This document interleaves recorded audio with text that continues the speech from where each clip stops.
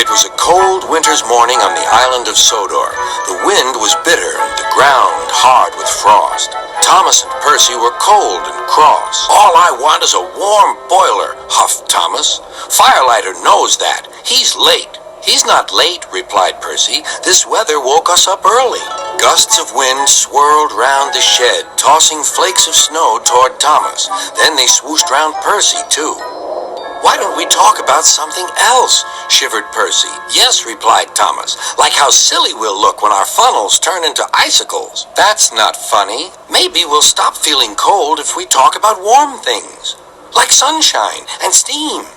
"And firelighters," muttered Thomas. "Scarves," continued Percy. "Scarves?" laughed Thomas. "That's what you need, Percy, a woolly scarf round your funnel." Thomas was only teasing, but Percy thought happily about scarves until the firelighter came. Sir Topham Hatt was enjoying hot porridge for breakfast. He was looking forward to taking important visitors on a tour of the railway and had pressed his special trousers. "I shall put them in my trunk," Sir Topham Hatt said to his wife, "and change into them just before the photographs are taken." Then he set off to catch his train. Percy was now working hard. His fire was burning nicely, and he had plenty of steam, but he still thought about scarves. He saw them everywhere he went.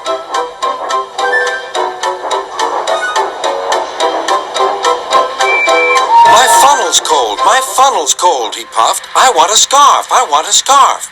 "Rubbish, Percy," said Henry. "Engines don't wear scarves." "Engines with proper funnels do," replied Percy. "You've only got a small one."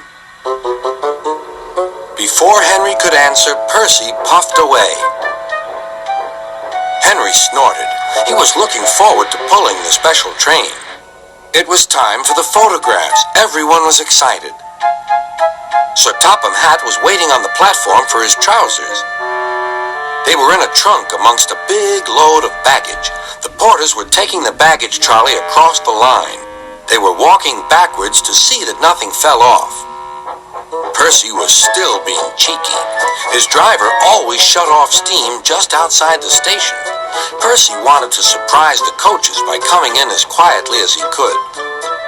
But the porters didn't hear him either. Percy gave them such a fright that boxes and bags burst everywhere. "Oh!" groaned Percy.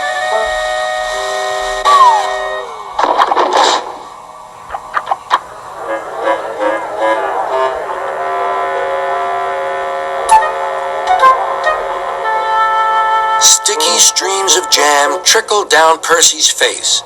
A top hat hung on his lamp iron. Worst of all, a pair of trousers coiled lovingly around his funnel. Everyone was very angry. Sir Topham Hatt seized the top hat. "Mine," he said. "Percy, look at this." "Yes, sir. I am, sir." "My best trousers, too." "Yes, sir. Please, sir." "We must pay the passengers for their spoiled clothes, and my trousers are ruined. I hope this will teach you not to play tricks with the coaches." Percy went off to the yard. He felt very silly. On the way, he met James. "Hello, Percy. So you found a scarf, eh? But legs go in trousers, not funnels." And he puffed away to tell Henry the news. That evening, Thomas and Percy were resting in the shed. Percy's driver had taken away the trousers and given Percy a good rub-down. "Firelighters promised to come early tomorrow," said Thomas. Henry arrived. He'd enjoyed taking the visitors around and now felt sorry for Percy, too. "Driver says the weather will be warmer tomorrow. You won't need a scarf, Percy." "Certainly not," replied Percy. "Engines don't need scarves. Engines need warm boilers. Everyone knows that."